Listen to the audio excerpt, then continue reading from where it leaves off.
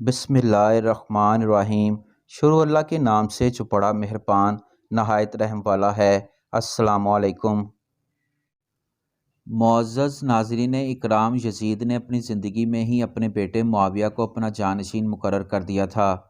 یزید کے 12 بیٹے اور 5 بیٹیاں تھیں، لیکن اس کو اپنے بیٹے معاویہ سے بہت پیار تھا۔ اس کی تعلیم و تربیت بھی شہزادوں کی طرح کی گئی تھی۔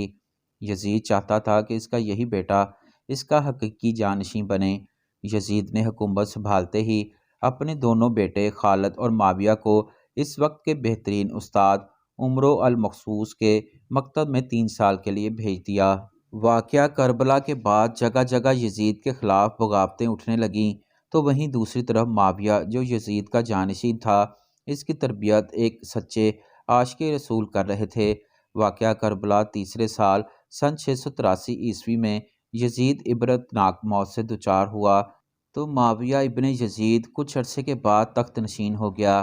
جیسے ہی معاویہ ابن یزید تخت پر بیٹھا تو اس نے آتے ہی واقعہ کربلا کی تحقیقات کی اور محض 40 دن لوگوں کو اپنی طرف سے آزاد کر دیا۔ معاویہ نے تخت پر بیٹھتے ہی واقعہ کربلا کی تحقیقات کیں۔ وہ حالات کا بہت باریک بینی سے جائزہ لے رہا تھا۔ جب اس نے دیکھا کہ میرے باپ نے اسلام اور مسلمانوں کو کس قدر عظیم نقصان پہنچایا ہے، تو اس نے محسوس کیا کہ وہ ایک دوراہے پر کھڑا ہے کہ حکومت کی باغ دوڑ سنبھالے اور ظلم و ستم اور عیش و عشرت کا بازار گرم کرے، یا تخت و تاج کو چھوڑ دے اور اپنے آپ کو ان کے دردناک عذاب سے دور رکھے۔ بالآخر اس نے فیصلہ کر ہی لیا۔ اس کا فیصلہ ان کی تعلیمات اور ایمان کے طفیل ہی ممکن ہوا جو اس کے رگ و پے میں شامل ہو چکا تھا۔ اس نے پختہ ارادے کے ساتھ حکومت کے عہدیداروں اور عوام کو مسجد میں جمع کیا اور پھر منبر پر جا بیٹھا۔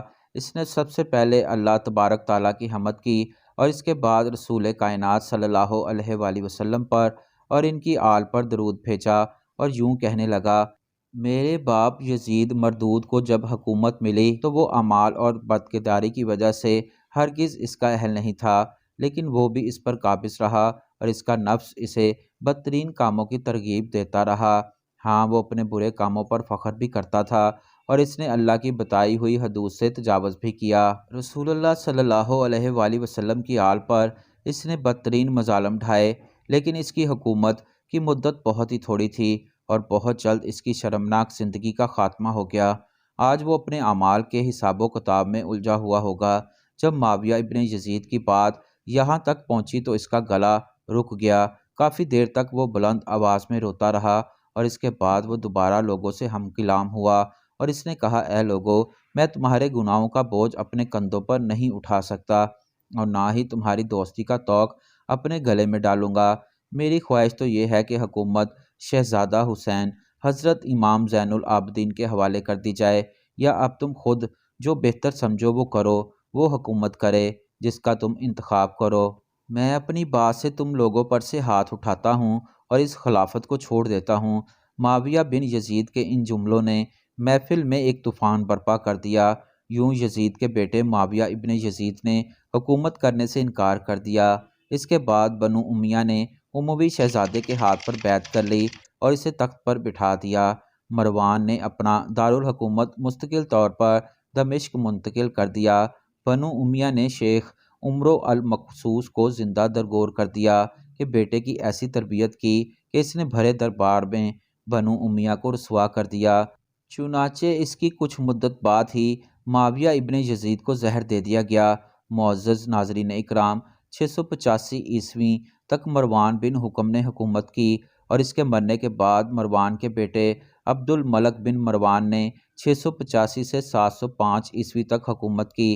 ایک طویل عرصے تک حکومت کی، پھر 705 عیسوی سے حکومت چلتے چلتے 717 تک خالد بن ولید اور سلیمان بن عبد الملک کے بھائی یزید بن عبد الملک نے سنبھال لی۔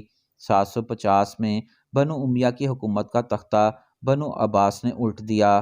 بنو امیہ کا آخری حکمران مروان ثانی ایک انتہائی سست اور ڈرپوک حکمران تھا جس نے ابو مسلم خراسانی کے ہاتھوں شکست کھائی اور یوں بنو عباس کی حکمرانی شروع ہوئی۔